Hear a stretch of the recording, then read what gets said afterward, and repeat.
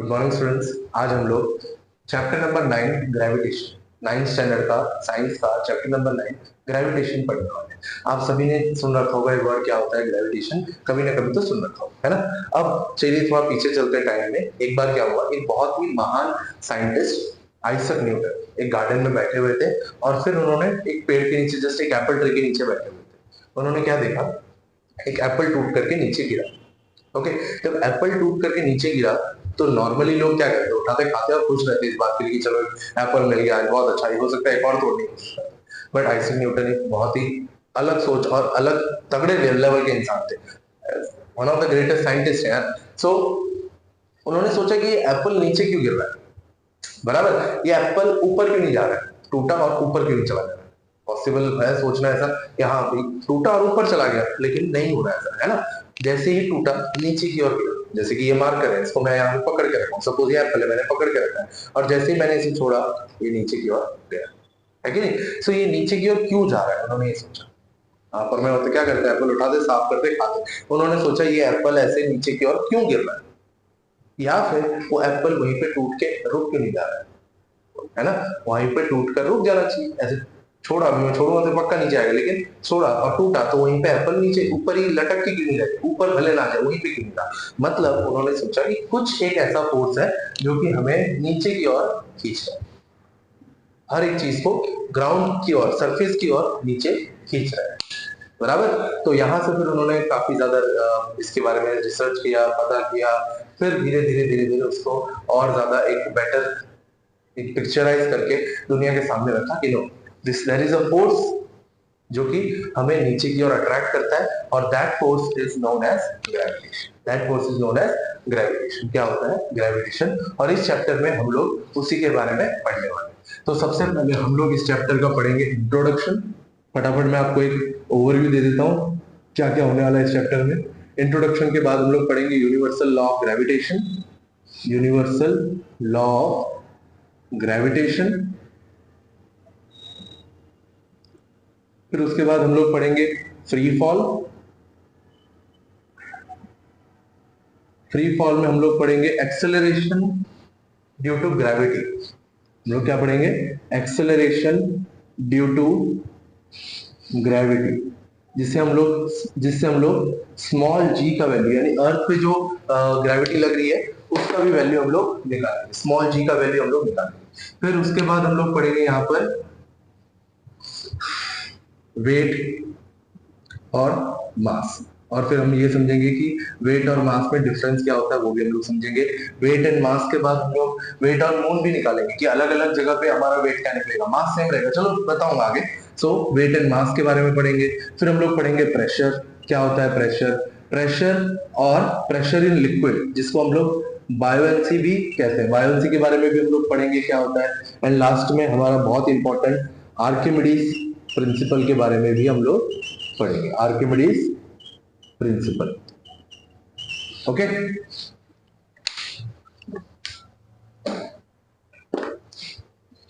तो इतना कुछ टॉपिक्स आई थिंक कुछ रह गया होगा तो वो हम लोग चैप्टर के दौरान कवर कर लेंगे। हाँ, और हाँ, इस चैप्टर के बाद हम लोग ढेर सारा एग्जांपल्स करवाते टाइम भी मैं करवाऊंगा, मतलब ये टॉपिक्स में भी जो इंपॉर्टेंट एग्जांपल्स होंगे मैं वो करवाऊंगा।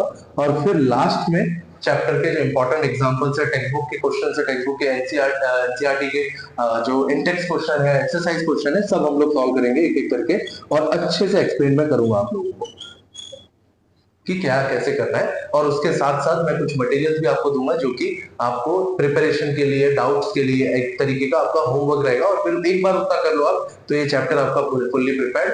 कोई आपको कुछ इस चैप्टर का कहीं से भी पूछे आपको सब आ जाएगा, बस आपको जो है मन लगा करके उसको अच्छे से हार्डवर्किंग मेथड से आपको जो है करना है, बस शॉर्टकट में देख के रख दिया ऐसा नहीं, प्रैक्टिकली आपको अच्छे से प्रैक्टिस करते करते आपको सॉल्व करना होगा। ओके, चलो, तो ये हो गया आपका चैप्टर का ओवरव्यू। अब हम लोग डायरेक्ट इंट्रोडक्शन पे आते हैं कि क्या है क्या नहीं है, छोटा सा ही पार्ट है, आई थिंक इंट्रोडक्शन आपको मैंने समझा ही दिया है वैसे क्या है ग्रेविटेशन। हम लोग एक काम करते हैं, यूनिवर्सल लॉ ऑफ ग्रेविटेशन पर जाते हैं।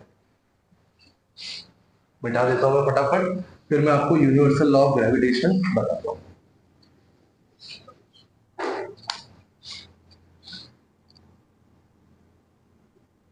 Universal law of gravitation, okay और हाँ, ये यूनिवर्सल लॉ ऑफ ग्रेविटेशन दिया किसने? ये it is given by the great Isaac Newton. Okay चलो समझते हैं कि ये वाला जो आपका यूनिवर्सल लॉ ऑफ ग्रेविटेशन है क्या है। तो universal law of gravitation, the attractive force between any two bodies is directly proportional to the product of their mass and inversely proportional to the square of distance between them।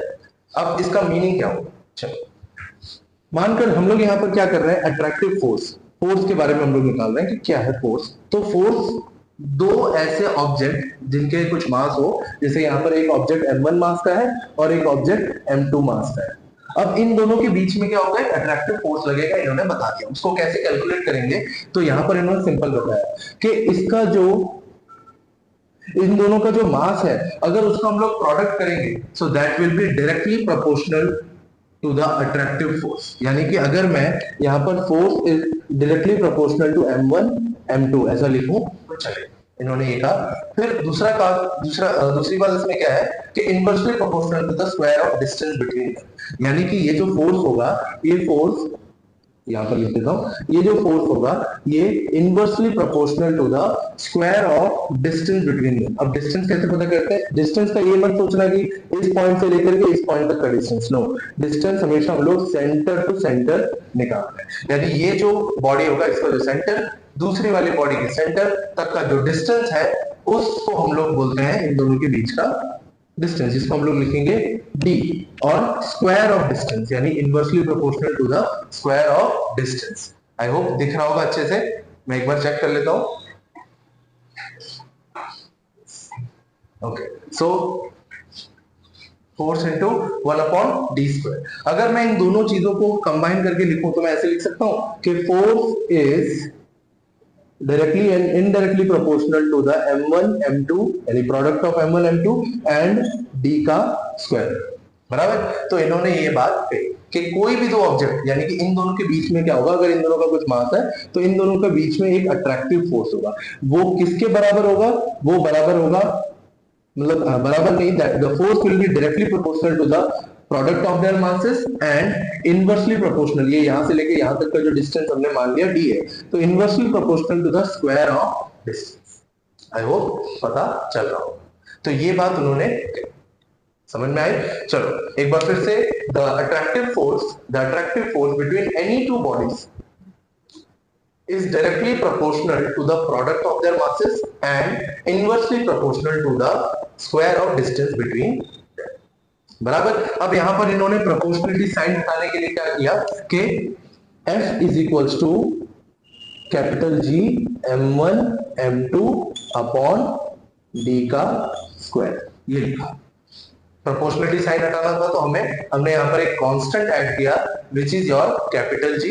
अब capital G जो है ये हम लोग ऐसे लिख सकते हैं कि this is your universal law of gravitation से हमें कैपिटल G मिला और इसकी वैल्यू है 6.67 into 10 to the power minus 11। Unit लिख देता हूं मैं, इसका यूनिट क्या है, newton metre square upon kilogram square. Okay और ये था आपका क्या, यूनिवर्सल लॉ ऑफ ग्रेविटेशन। ये है आपका यूनिवर्सल लॉ ऑफ ग्रेविटेशन।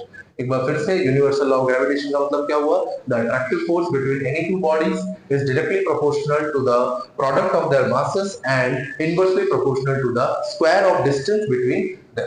एक बार फिर से, दो अलग अलग बॉडीज हैं जिनका कुछ मास है, उन दोनों के बीच में अट्रैक्टिव फोर्स रहेगा और अट्रैक्टिव फोर्स जो होगा वो किसके मतलब वो फोर्स को हम कैसे पता करेंगे, तो that will be your product of masses. वो फोर्स उतना ज्यादा होगा जितना ज्यादा मास होगा, यानी कि अगर ऑब्जेक्ट आपके बहुत बड़े बड़े साइज के हैं तो उन दोनों का फोर्स भी बहुत ज्यादा होगा, बराबर। या फिर दोनों का प्रोडक्ट का वैल्यू अगर बहुत बड़ा है तो फोर्स भी क्या होगा, बहुत ज्यादा होगा।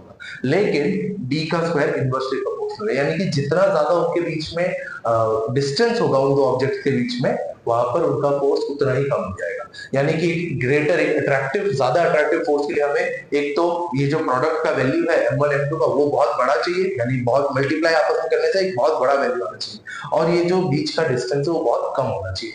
तब अपने को यहाँ पर ग्रेटर मतलब मैक्सिमम फोर्स ऑफ अट्रैक्शन यहाँ पे आ रहा होगा। और फिर इस प्रोपोर्शनलिटी साइन को हटाने के लिए, हमें कैलकुलेट करने के लिए यहाँ पर एक कैपिटल जी की वैल्यू, कैपिटल जी आया। Capital G is 6.67 into 10 to the power minus 11 और उसका यूनिट है newton metre square upon kilogram square. और यही है आपका universal law of gravitation.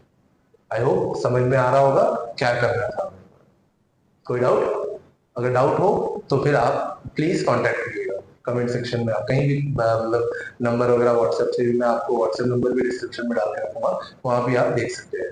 I hope आपको समझ आ जाएगा। इसके बाद कुछ न्यूमेरिकल्स है, एक दो मैं वो दिखा देता हूँ आपको और फिर हम लोग नेक्स्ट टॉपिक पे चलेंगे। ओके सो स्टूडेंट्स, हमने देखा कि क्या होता है यूनिवर्सल लॉ ऑफ ग्रेविटेशन और हमने उसका फॉर्मूला भी डिराइव किया, which was F is equals to capital G m1 m2 upon d का स्क्वायर। और यहाँ पर हमने g का वैल्यू भी निकाला था 6.67 into 10 to the power minus 11 newton metre square upon kilogram square. और आपको पता है ये g का वैल्यू किसने निकाला था? ये scientist named Henry Cavendish. Henry Cavendish नाम के एक साइंटिस्ट थे, उन्होंने इसका वैल्यू निकाला था। वैल्यू इसका हेनरी कैवेंडिश ने निकाला था। अब वापस आते हैं हमारे टॉपिक पे, नए टॉपिक पे, which is your importance of universal law of gravitation. Actually importance क्या है, मतलब कि हमें इसने हमें इस लॉ के थ्रू हमें काफी सारी चीजें पता की। ये हमें एक्सप्लेन करता है कि कैसे हम लोग अर्थ से बाइंड होकर के रहते हैं। ऐसा वो जो फोर्स है, फोर्स से जिस फोर्स से हम लोग अर्थ के सरफेस की ओर जुड़े हुए रहते हैं, वो हमें इस लॉ के थ्रू पता चला। दूसरा, मोशन ऑफ मून अराउंड अर्थ, यानी कि हर आपने देखा, आपने बचपन में मतलब पढ़ा ही होगा कि ये सपोज अपना अर्थ है और यहाँ पर मून है, और मून जो है कंटिन्यूअसली इसका चक्कर लगाते रहता है। ये आपका मून है, ये इसका चक्कर लगाते रहता है। ये हमें पता चला कैसे क्यों कर रहा है, वो हमें यूनिवर्सल लॉ ऑफ ग्रेविटेशन के थ्रू पता चला। तीसरा कि motion of planets around the sun, यानी कि जैसे अगर सन है तो सपोज ये आपका सन है तो अर्थ इसके चारों तरफ चक्कर लगाता रहता है। तो ये हो गया आपका सन, ये अर्थ। अर्थ भी जैसे मून अर्थ के चारों तरफ चक्कर लगा रहा है, वैसे ही अर्थ और जितने प्लैनेट्स हैं सब के सब सन के चारों तरफ चक्कर क्यों लगा रहे हैं या कैसे लगा रहे हैं, वो हमें यूनिवर्सल लॉ ऑफ ग्रेविटेशन के थ्रू पता चला। फिर ऑकरेंस ऑफ टाइड्स, आप लोग कभी ना कभी जो है बीच साइड गए होंगे, जहाँ पे आप देखोगे कि कंटिन्यूअसली टाइड्स आते जाते हैं, मतलब कि लहरें बनती है ऊंचे ऊंचे और डीप ओशन में, और लहरें बनती है, मतलब आप और अंदर जाओ तो और बड़ी बड़ी लहरें बनती है। ये सब कैसे हो रहा होता है? तो because of the gravitation of moon on earth. Moon का जो ग्रेविटेशन होता है उसकी वजह से ये लहरें बनती है ना। इंटरेस्टिंग कि मून अगर नहीं होता तो शायद लहरें नहीं बन रही थी, लेकिन मून के ग्रेविटेशन की वजह से ये लहरें बनती है। और आपने देखा होगा कि रात के टाइम पे रात के टाइम पे लहरें ज्यादा बड़ी बड़ी बन रही होती है। क्यों? क्योंकि उस टाइम पे जैसे कि अगर यहाँ पर मून है तो यहाँ पर नाइट टाइम है और इस साइड डे टाइम है, तो यहाँ पर जो लहरें बन रही होगी वो ज्यादा बड़ी बड़ी बन रही होगी, बराबर। और फिर लास्ट के फ्लो ऑफ रिवर्स। अब रिवर्स बहते हैं, पानी बह करके समुद्र की ओर जा रहा होता है। क्यों बहते हैं? तो उसके पीछे भी रीजन क्या है, यूनिवर्सल लॉ ऑफ ग्रेविटेशन ने हमें वो एक्सप्लेन करके दिया कि क्यों ये पानी बह करके जाता है। छोटा सा इंपॉर्टेंट टॉपिक है, मतलब क्या इंपॉर्टेंस ऑफ 2 मार्क्स का क्वेश्चन है कि आपको 2 मार्क्स में पूछा सकता है कि state the law of gravitation and its importance. तो 2 मार्क्स में आप एक डेफिनेशन और इतना लिखोगे तो वो हो सकता है आपको एक इजी फ्री 2 मार्क्स मिल जाएंगे। बहुत ही सिंपल बच्चों वाला टॉपिक है। सबसे पहला कि force that binds us to earth, दूसरा motion of moon around earth, तीसरा motion of planets around sun, चौथा occurrence of tides and flow of rivers. और भी कई सारी चीजें पता चली। ये जो इंपॉर्टेंट हमने 5 चीजें मैंने यहाँ पर आपके लिए मेंशन की। आई होप समझ में आया होगा। अभी हम लोग पढ़ेंगे इसमें नेक्स्ट टॉपिक सेंट्रीपेटल फोर्स, या फिर यानी कि ये जो मून है वो अर्थ के चारों तरफ घूम रहा है। हमने ये बता दिया यूनिवर्सल लॉ ऑफ ग्रेविटेशन को, लेकिन ये घूम कैसे रहा है? बाइंड करके रखना समझ में आता है, लेकिन ये घूम कैसे रहा है? या फिर ये जो प्लैनेट्स हैं, प्लैनेट्स भी सन के चारों बाजू कैसे घूम रहे हैं, हम लोग वो समझेंगे। ओके ओके सो हमने अभी सेंटर इससे पहले लॉ ऑफ ग्रेविटेशन पढ़ लिया था और फिर उसके बाद इंपॉर्टेंस भी उसका समझा, और उसमें हमने देखा कि मून वगैरह और ये सारे प्लैनेट्स वगैरह जो है वो सन के चारों बाजू चक्कर लगा रहे हैं। मून अर्थ का चक्कर लगा रहा है, सारे प्लैनेट सन का चक्कर लगा रहे हैं। तो क्या है वो फोर्स क्या है? एक्चुअली ग्रेविटेशन फोर्स ही है, लेकिन एग्जैक्टली क्या है? तो वो है सेंट्रीपेटल फोर्स। सेंट्रीपेटल फोर्स का मैं पहले आपको डेफिनेशन बता देता हूँ। The force that keeps a body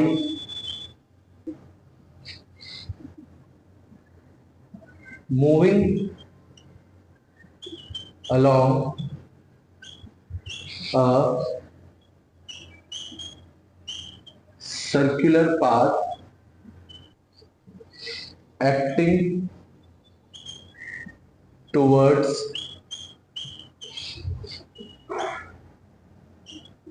centre, ये है आपका सेंट्रीपेटल फोर्स, या फिर इसको शॉर्ट में ऐसे लिख सकता हूं कि सेंटर सीकिंग फोर्स। अब देखिए यहां पर क्या होता है कि सपोज ये आपका अर्थ, मैंने बताया था कि सपोज ये आपने अर्थ बना लिया और अर्थ के चारों बाजू यहाँ पर एक ऑर्बिट पे क्या घूमता रहता है, मून घूमता रहता है। This is your moon. Okay, तो ये कैसे घूम रहा है? ओके, हमें ये पता है कि ये एक अट्रैक्टिव फोर्स के थ्रू जुड़ा हुआ है which is your gravitational force, but यहाँ पर ये इसको सर्कुलर पाथ में घुमाने के लिए कौन सा फोर्स है? So that is your centripetal force. यहाँ पर हमें सेंट्रीपेटल फोर्स के बारे में हमें देखने के लिए मिल रहा है, जिसका मतलब कि एक ऐसा फोर्स जो कि एक ऑब्जेक्ट को, मतलब कि यहाँ पर जैसे मून को अर्थ के 360 डिग्री घूमने के लिए यहाँ पर एक अट्रैक्टिव फोर्स के थ्रू रखा है, बराबर। अब यहाँ पर जैसे यहाँ पर क्या हो रहा है कि ये जो मून है, मून अर्थ की तरफ अट्रैक्टेड है और इसको अर्थ एक सेंट्रीपेटल फोर्स के थ्रू एक सर्कुलर पाथ पे घुमा रहा है। यहाँ पर क्या हो रहा है कि ये एक फिक्स ऑर्बिट पे ऐसे गोल गोल घूमते रहेगा, और वो गोल घूमने की वजह क्या है? Centripetal force. ओके, अब सेंट्रीपेटल फोर्स अगर ना हो तो क्या होगा कि जैसे सपोज यहाँ पर घूमते घूमते मून यहाँ पर आया, अब मून की प्लेस ये है, तो यहाँ पर जैसे अगर सेंट्रीपेटल फोर्स गया तो ये ऐसे जाते जाते यहाँ से सीधा की ओर चला जाएगा। एक्चुअली सेंट्रीपेटल फोर्स आपने कर रखा होगा बचपन में, आप एक स्ट्रिंग पे, एक सपोज यहाँ पर आपने एक स्ट्रिंग लिया, उसके एक ऐसे पत्थर बांध करके आपने उसको घुमाया होगा। उत्तरायण वगैरह में जो है ये सारी चीजें हम लोग पतंग उड़ाने के साथ साथ फिर धागे में पत्थर बांध के और कुछ ऐसे बांध के हम लोग खींचते हैं, तो ऐसे आपने कभी ना कभी घुमाया होगा। अब घुमाते टाइम क्या हो रहा होगा कि आप जो है उस पत्थर को आप ऑब्जर्व करोगे कभी, तो उस पत्थर को आप क्या करो, अंदर की ओर खींच रहे, यानी यहाँ पर मून जो है वो अर्थ की तरफ खींच रहा है, और लेकिन आप उसको बाहर की ओर घुमा भी रहे हो, यानी कि कंटिन्यूसली, जैसे यहाँ पर एक ये डायरेक्शन, यहाँ से ये सीधा डायरेक्शन, यहाँ से सीधा डायरेक्शन, यहाँ से सीधा डायरेक्शन, ऐसे आप ये बाहर की ओर भी अट्रैक्टेड, बाहर की तरफ डायरेक्शन में चला जाएगा अगर सेंट्रीपेटल फोर्स नहीं रहा। लेकिन आप जब तक पकड़ के रखते हो वहां पे सेंट्रीपेटल फोर्स लग रहा है। आपने छोड़ा स्ट्रिंग, ये पत्थर सपोज आपने छोड़ा, यहीं से सीधा चला गया, यहाँ से छोड़ा आपने, यहाँ से सीधा चला गया, यहाँ से छोड़ा, ये यहाँ से सीधा चला गया, यानी वो एक स्ट्रेट मोशन में ट्रैवल कर जाएगा अगर सेंट्रीपेटल फोर्स ना हो तो। मून का अगर अभी अर्थ पे अर्थ अगर मून को ना अट्रैक्ट करे तो यहाँ से घूमते घूमते जैसे ही सेंट्रीपेटल फोर्स हटा, मून वहां से सीधा सीधा चलता चला जाएगा। So that is your centripetal force, कि ये सेंटर सीकिंग फोर्स है, अंदर की तरफ अट्रैक्ट हुआ है, लेकिन अर्थ इसे गोल गोल घुमा रहा है। एक्चुअली अर्थ भी अपनी जगह पर घूमता रहता है, तो उसी वजह से ये मून भी क्या करता है, इसके चारों बाजू चक्कर लगा रहा होता है। आई होप आपको सेंट्रीपेटल फोर्स समझ आया होगा। बचपन में भी कई बार आपने ऐसे घुमाते घुमाते छोड़ देते। मैं भी एक बार था कि बचपन में एक बार मैं ऐसे रस्सी में, मतलब डोरी में तो पत्थर बांधा और फिर घुमा और फिर मैंने छोड़ दिया, और छोड़ करके मैं बिंदास कहीं घर, मतलब अपने घर चला आया। शाम को मतलब दिन शाम को, उसी दिन शाम को थोड़े 1-2 घंटे बाद मेरे पड़ोसी जो थे वो आए और अपनी बेटी का पर्स ऐसे लेके आए कि देखिए आपके लड़के ने सर फोड़ दिया, उसका सर फट गया था, क्योंकि वो पत्थर डायरेक्ट जाके उसके सर लगा था। अब मैं इतना ढीठ, उस टाइम पे मैं जो है बोल रहा हूँ आपकी बेटी की गलती है, वो वहां पे क्यों थी? गलती थोड़ी मानते, अपने ह्यूमन नेचर ही ऐसा कि हम अपनी गलती जल्दी मानते नहीं है। लेकिन तो मैं भी ऐसे अड़, छोटा बच्चा था तो छूट गया, पापा इतना डांटे नहीं, वो अंकल भी पड़ोसी और अच्छा रिलेशन था तो उतना कुछ ज्यादा हुआ नहीं। लेकिन अगेन करना नहीं चाहिए ऐसा, आपको कहीं और किसी को लग सकती है तो आपको ये सारी चीजें नहीं करनी चाहिए। मैं था बचपन में छोटा सा था, मैं उस टाइम पे इतना मेरे भी दिमाग में था कि इसका लग सकता है किसी को, तो कर दिया मैंने। अब लेकिन ठीक है जो है, ओके है सब चीज, काफी साल हो गए उस बात को, लेकिन ये सेंट्रीपेटल फोर्स है। मुझे उस टाइम पे नहीं पता था कि सेंट्रीपेटल फोर्स इस तरीके से बिहेव करेगा कि मैं घुमा रहा हूँ, मैं जैसे ही छोड़ा तो वो सीधा डायरेक्शन में गया और एक रैंडम, मतलब उसी जगह पे वो लड़की भी खड़ी थी और उसके सर पे लगा गया। अब मुझे अगर सेंट्रीपेटल फोर्स का पता होता तो हो सकता है मैं ये गलती नहीं करता, उसको मैं घुमाता और जब मैं थक चुका है और खेलना मैं नहीं करना, धीरे से रख के चला जाता। लेकिन आप लोगों को मैंने सेंट्रीपेटल फोर्स सिखा दिया है, आप ऐसी गलती दोबारा मत करना, क्योंकि अगर आप घुमा रहे हो और आपने छोड़ा तो वहां से वो पत्थर डायरेक्शन सीधा एक स्ट्रेट डायरेक्शन में जाएगा। क्लियर हुआ सेंट्रीपेटल फोर्स? आई होप समझ में आ गया। तो हम लोग इस चैप्टर के पहले न्यूमेरिकल पे आ चुके हैं, और इस चैप्टर के जो न्यूमेरिकल्स मैं आपको बता दूं कि इस चैप्टर के न्यूमेरिकल्स है बहुत इजी, बट सिंपल से लगेंगे, इजी से है, एक फॉर्मूला है, आपको ढूंढ लेना है, इतना इजी लगेगा, बट गलतियां सबसे ज्यादा वही होती है जहां आपको इजी लगने लग जाती है चीजें बिना प्रैक्टिस की। अगर आप बहुत प्रैक्टिस कर चुके हो तब इजी लग रहा है तो वो बात अलग है, लेकिन आप सिर्फ देखो और इजी लग रहा है तो जरूरी नहीं कि इजी हो। चलो मैं आपको सॉल्व करके बताता हूँ क्यों मैं ये बात कह रहा हूँ। अब यहाँ पर हमें फाइंड क्या करना है, ग्रेविटेशनल फोर्स बिटवीन अर्थ। जैसे अगर मैं यहाँ पर बना दूं, this is our earth, this is our earth, यहाँ पर एक ऑब्जेक्ट यहाँ पर या फिर कोई भी एक चीज यहाँ पर पड़ी है, ठीक है। अर्थ के मुकाबले चीज मैंने काफी बड़ी बनाई है, लेकिन समझो। अब यहाँ से हमें बोल दिया गया है कि इस ऑब्जेक्ट का जो मास है that is 2 kilogram, and earth का जो मास है that is 6 into 10 to the power 24 kilogram. और हमें बोल दिया गया है कि इस ऑब्जेक्ट के ऊपर जितना मास लग रहा है वो जितना अट्रैक्टिव फोर्स लग रहा है वो निकाल करके दो। एक और चीज, अर्थ का जो सेंटर है उसका रेडियस कितना है, तो रेडियस का डिस्टेंस है 6.4 into 10 to the power 6 मीटर। ओके, तो आपको यहाँ पर बोल दिया गया है कि आप इस ऑब्जेक्ट के ऊपर कितना फोर्स लग रहा होगा वो निकाल करके दो। तो हमने यूनिवर्सल लॉ ऑफ ग्रेविटेशन के थ्रू हमने फोर्स का वैल्यू, फोर्स का फॉर्मूला डिराइव कर लिया था, that is your F is equals to capital G m1 m2 upon d का स्क्वायर। यहाँ पर जो आपका डिस्टेंस है, यहाँ पर जो आपका डिस्टेंस है that is equals to r, तो हम लोग यहाँ पर क्या ले लेंगे, d की जगह पे r का स्क्वायर रखेंगे। ओके, चलो, सो कैपिटल G का वैल्यू है 6.67 into 10 to the power minus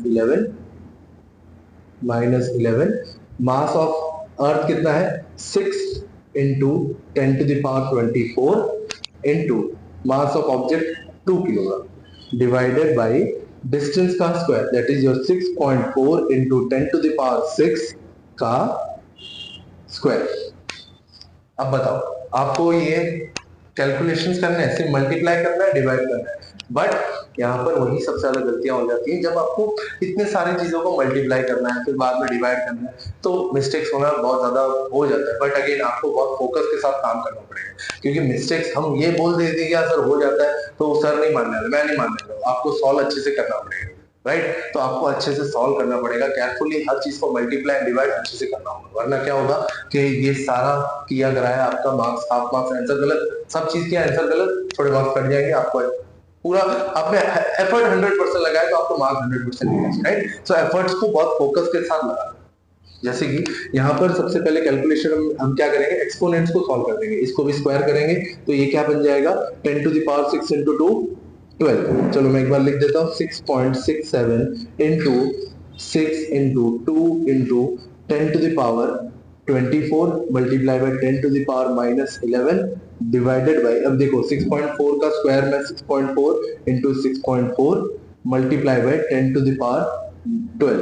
अब ये 12 ऊपर जाएगा तो यहाँ क्या बन जाएगा 10 to the power minus 12, ये ऊपर जाकर के क्या बन गया 10 to the power minus 12 बन गया। अब मैं क्या करता हूँ एक्सपोनेंट्स को सॉल्व कर देता हूँ अलग से, तो that is your 24 plus bracket minus 11 plus minus 12, क्योंकि हमें पता है कि अगर बेस सेम हो तो पावर्स का क्या होता है एडिशन हो जाता है, मल्टीप्लाई में जब आपस में हो तो पावर जब 10 मल्टीप्लाई बाय 10 मल्टीप्लाई बाय 10 और पावर जो है फिर उनका क्या हो जाएगा एडिशन हो जाएगा। तो यहाँ पे 24 माइनस 11 24 माइनस 11 माइनस 12 कितना हो जाएगा ये 1, बराबर। 11 22 11 और 12 23 24 में 23 गया 1 बचा। सो 10 to the power 1, अगर मैं इसको ओवरऑल लिख दूं यहाँ पर तो ये कितना हो गया 6.67 into 6 2 12 multiply by 10 to the power 1 10 to the power 1 upon 6.4 into 6.4। यहां से अब आपको ये थोड़ा सॉल्व करना और इजी लग रहा होगा। चलो तो इसको सॉल्व करेंगे हम लोग आगे,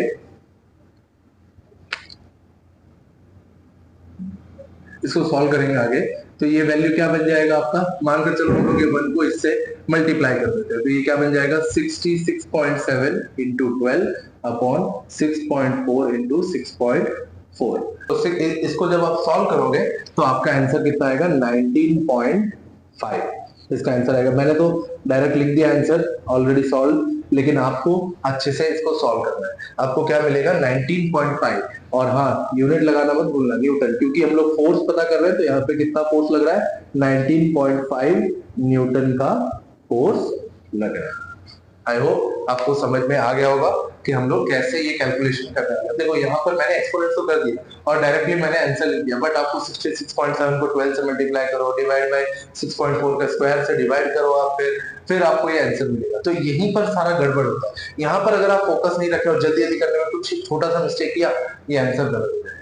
तो आपको ये चीज का ध्यान रखना है, कैलकुलेशन के दौरान बहुत ध्यान रखना है। और हाँ, 9th स्टैंडर्ड में आ गया, अब मैं आपको मल्टीप्लीकेशन और डिवीजन बैठ के यहाँ नहीं सिखाऊंगा। अगर आपको सीखना है फिर एक अलग से मैं वीडियो बनाऊंगा, तो आपको इसको अच्छे से ध्यान रखना पड़ेगा। 66.7 इंटू 12 करो, फिर डेसिमल हटा के उन्हें फिर डिवाइड करो, जो है आपको पता होना चाहिए इस टाइम तक। नहीं पता होगा तो थोड़ा दिक्कत वाली बात है, इसके लिए आपको ये चीज आना चाहिए। तो इस तरीके के कुछ न्यूमेरिकल्स मिलेंगे आपको, इस तरीके का कैलकुलेशन फॉर्मूला सब चीज को। और एक चीज याद रखना, अगर डिस्टेंस आपको मीटर में दिया हुआ है तो ही उसे फिर डायरेक्टली यहाँ पे रखना, अगर किलोमीटर में दिया उसे मीटर में कन्वर्ट करके रखना। Got it? कैलकुलेशन में हमें कैलकुलेशन में हमें इसे मीटर में रखना होगा, ठीक है? अगर किलोमीटर में रखोगे तो आंसर रॉन्ग आएगा, सो मीटर में रख करके आपको सॉल्व करना है। आई होप आपको ये न्यूमेरिकल समझ में आ गया होगा, और इसके बाद हम लोग एक न्यूमेरिकल और देखेंगे और फिर नेक्स्ट टॉपिक की ओर हम बढ़ेंगे।